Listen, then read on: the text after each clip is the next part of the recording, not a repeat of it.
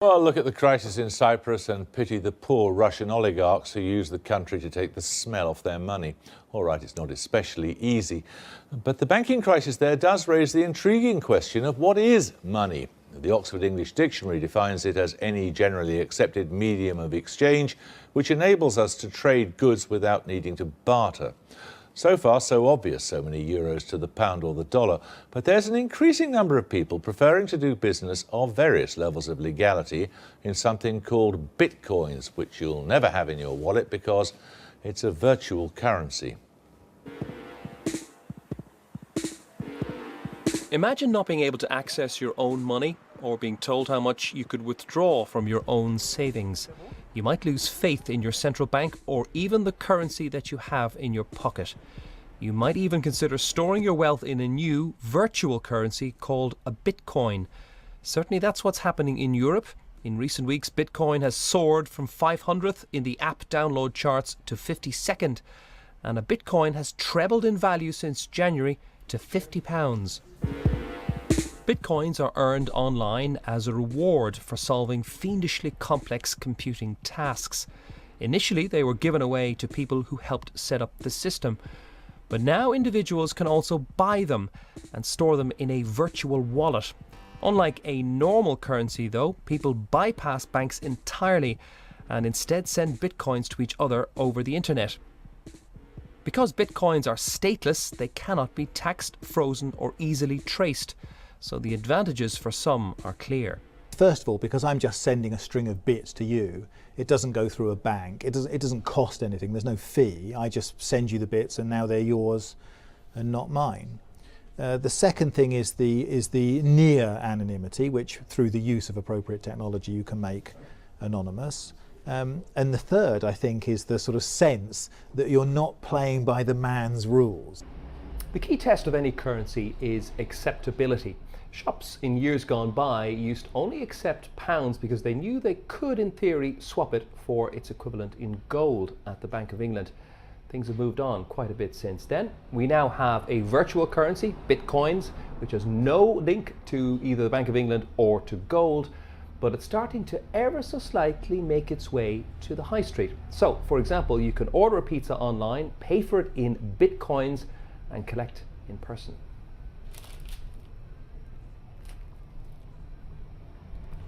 Bitcoin is changing finance the same way the web changed publishing. The question is, what future could this virtual currency have? Flourish.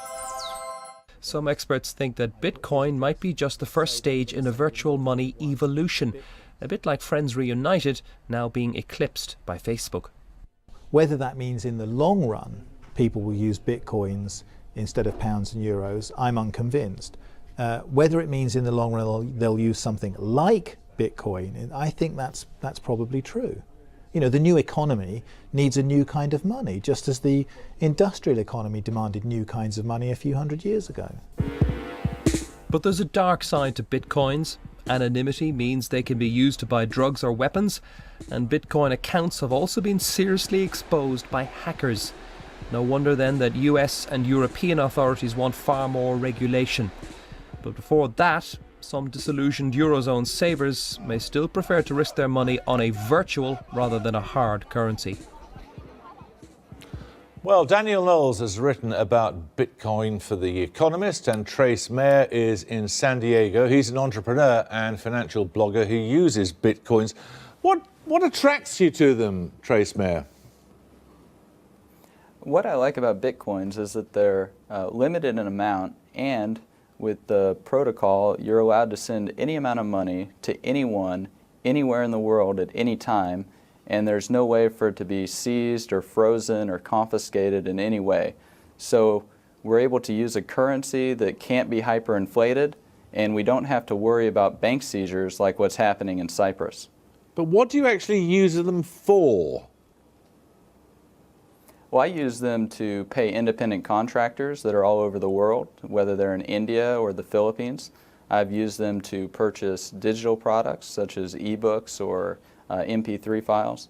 I've also used them to order goods from different websites that accept them online.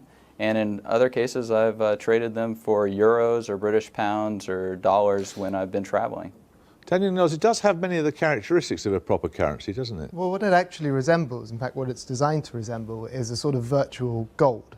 And that's why we should be skeptical of it. I mean, I think it does resemble a currency. It's a very interesting thing, but it fluctuates in value all the time. It's designed in a way to be deflationary, and at the moment it's shooting up in price because people are pouring their money, their savings into it because they think it's going to keep going up in price. And that makes it quite unhelpful. You don't want to carry, you don't want a £10 note to carry around in your pocket to double to £20 worth of value one day and then the next day only be worth a fiver.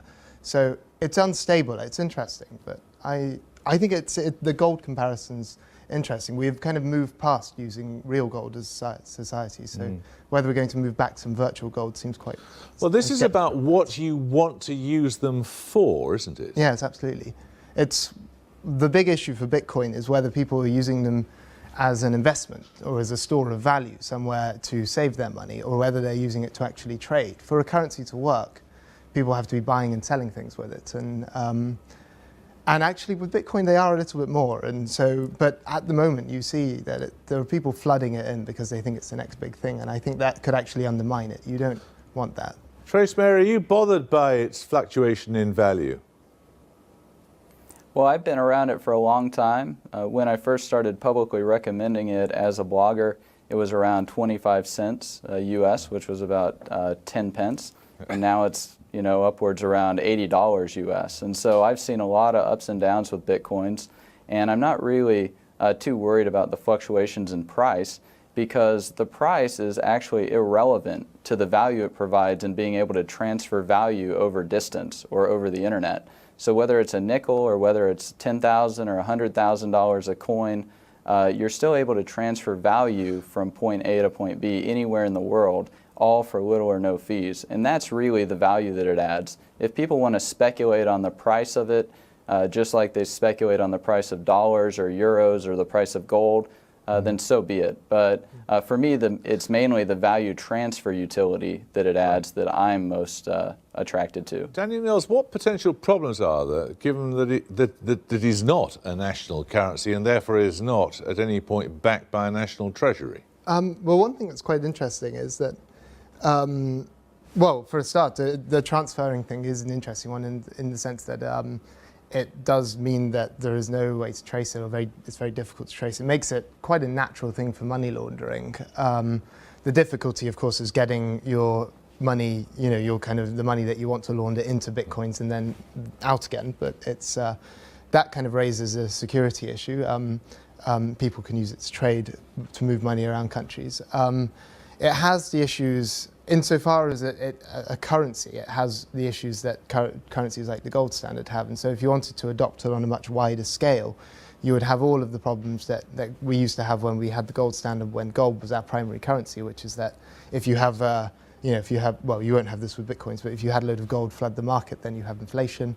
If gold comes in value, you have deflation. So you have a sort of depression thing built into its use as a currency. So we're very far away from that. But if you wanted to adopt Bitcoin as a currency of a real economy, you would have real problems. But it's interesting that there are now institutions, Amazon, for example, effectively imitating Bitcoin. Well, Amazon's an interesting one because their new currency, their coins thing, as I understand it, are linked to dollars, and that is they are tackling the primary issue which you have with trying to get any new currency in. And if you look at, say, local currencies or most sort of online currencies, they are linked to the value of a real currency, just as a country like Zimbabwe, or which wants to kind of restore faith in its currency, will link it to one that people already have faith in. And Bitcoin, by design, you can't do that. It's not linked to the value of anything, so it's fluctuates. And